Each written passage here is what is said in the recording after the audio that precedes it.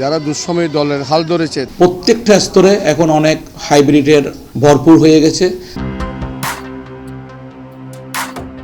আসসালামু আলাইকুম দর্শক, স্বাগত জানাচ্ছি দৈনিক আজাদির বিশেষ আয়োজন কেমন নেতৃত্ব চাই প্রোগ্রাম। সম্প্রতি চট্টগ্রাম মহানগরের থানা ওয়ার্ড পর্যায়ের সকল কমিটি বিলুপ্ত ঘোষণা করেছে চট্টগ্রাম মহানগর আহ্বায়ক কমিটি। তবে খুব শীঘ্রই নতুন কমিটি ঘোষণা করা হবে বলে জানিয়েছে চট্টগ্রাম মহানগর বিএনপি। প্রত্যেক ওয়ার্ড থানা পর্যায়ে ঘুরে আমরা জানতে চাই এবং জানাতে চাই আগামী নেতৃত্ব কেমন চায়। আজকের পর্বে থাকছে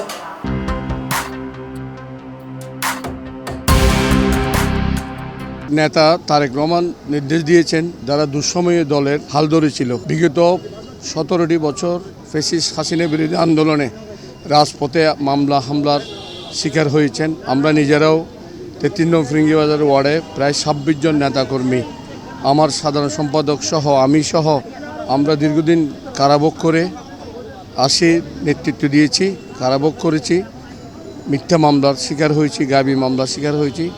আমি চাই ঠিক তেমনিভাবে যারা আমাদের নেতা আগামী দিনের রাষ্ট্রনায়ক তারেক রহমান যে দিক নির্দেশনা দিয়েছেন এর ভিত্তিতে যারা দুঃসময়ে দলের হাল ধরেছে তাদেরকে আগামী নতুন নেতৃত্বে আমি আশা করি। এবং যদি দল আমাকে যোগ্য মনে করে ইনশাল্লাহ আমার অতীতের রেকর্ড দেখে দল আমাকে মূল্যায়ন করবে, এটা আমি আশা রাখি। তা আমরা আশা করব, যেহেতু আগামীতে আবারও কমিটি করার একটা প্রক্রিয়া শুরু হয়েছে, ইতিমধ্যে আমাদের কমিটিগুলোকে বিলুপ্ত ঘোষণা করেছেন নগর বিএনপি।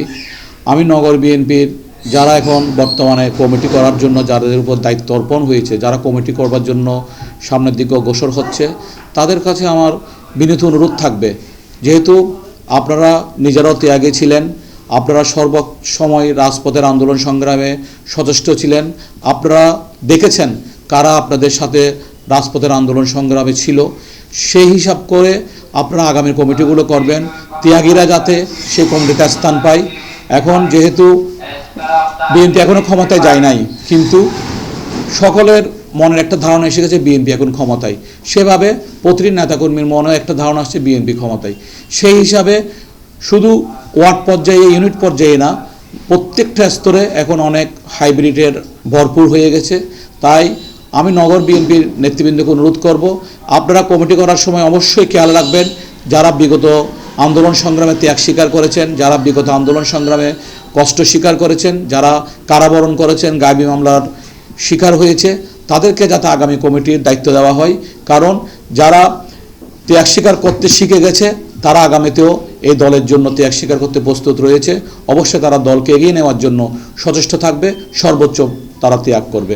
সদ্য বিলুপ্ত কমিটির যারা নেতৃবৃন্দ ছিলেন তাদের মন্তব্য নিয়ে আজকের আমাদের প্রোগ্রাম সাজানো হয়েছে। এর পরের পর্ব আমরা ধারাবাহিকভাবে প্রচার করব, আপনারা সাথে থাকবেন। আসসালামু আলাইকুম।